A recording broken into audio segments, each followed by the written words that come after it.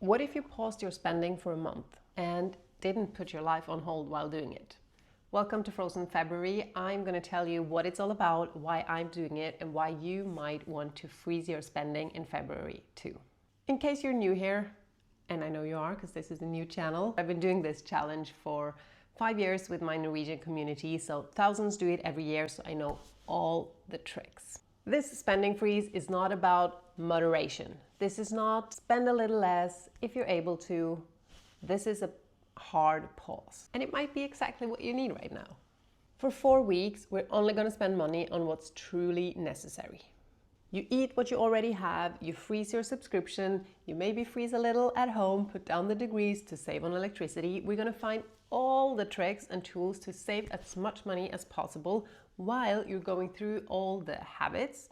Maybe you feel like your finances are going on autopilot, but you're not actually the pilot. So that's what we're all going to do, a big reset about this month. You freeze your subscription, all the daily little habit that takes money away from the life that you actually do want to live. Some people literally freeze down their bank cards for this challenge. And some people is me. Everything that can be frozen is frozen this month. And even if you don't live in such a cold climate as I am, I invite you to join my Frozen February challenge. But before you panic, this is not a challenge to see how much you can suffer. It's about pausing your spending, not your life.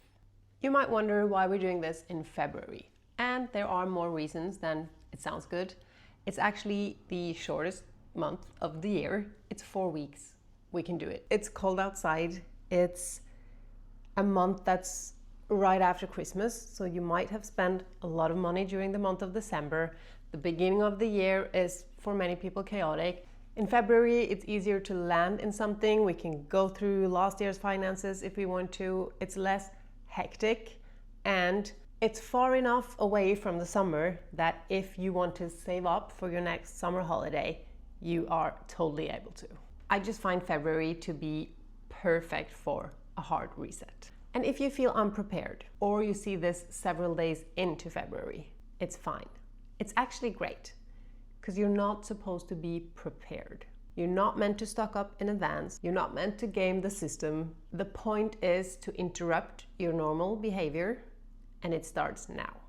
The next week, we're gonna notice what we normally do, but still do something different. And we're not gonna spend more in January and March to make a frozen February. That's not the point. It's about challenging your pattern, and it will be interesting. And if you're still unsure, let me give you some reasons why an extreme savings challenge like this could be really beneficial to your life. Yes, your life, not just financially, your life. Because Frozen February isn't really about money. It's about habits, it's about creativity, it's about planning, it's about interrupting the autopilot that has been running your finances. It's actually crazy how little we choose ourselves how to spend our money. We react. We buy things because we are bored. We get influenced from somewhere. We're stressed. We need to find quick solutions. And they're often more expensive. So a month like this will force you to notice what you normally buy, when you buy, and also why you buy the things you do. That awareness alone is powerful. And yes, you'll probably save a lot of money. So if you're working on paying down debts, you're saving for a savings goal, this is a really good place to start. We're going to save a lot in February, but some of the habits will stick with you, so you're going to save in the future too. And that's where it gets really interesting when we start noticing more the difference between what you actually need and what you buy on impulse. I told you Frozen February is a reset. It breaks habits, and some of the habits we're breaking this month you will be taking back 1st of March. But what that does is it gives you a new feeling of what is luxury. Because we have our habits and our brain likes to normalize things. So if you always do something, it doesn't feel as great as if you had a pause from it. Just think about not having coffee for a whole month. What you will feel on the 1st of March is an extreme luxurious feeling of being able to buy your favorite coffee.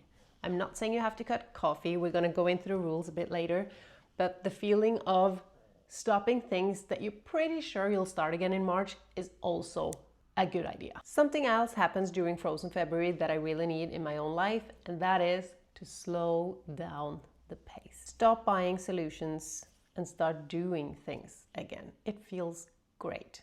You start cooking instead of ordering, walking in nature instead of in a shopping center, and you start using things you already own instead of constantly hunting for something new and better. And when money stops being the solution, creativity enters the playing field. You repair instead of replace, you borrow instead of buy, and you improvise. And for many people, that feels surprisingly good. And throughout the weeks, remember that Frozen February is not how we're gonna live forever. If you like the extremeness, feel free to go on. I'm not gonna do it, but it helps me to do the reset every year and find out, oh, that subscription doesn't even add anything to my life. Why am I paying for it every month? And also, like I mentioned, the things that I really do enjoy, to take them back into my life and really appreciate them again. So when we enter March, I don't want you to catch up on all the things you missed in February, but to continue going into spring a little lighter, maybe a little slower, and with more intentions about the things you buy. So if you ever felt like your spending is on autopilot, making a whole budget seems overwhelming, you don't know where to start cleaning up your finances, and you want a reset that does not feel like punishing yourself, Frozen February might be exactly what you need. Pause your spending, not your life.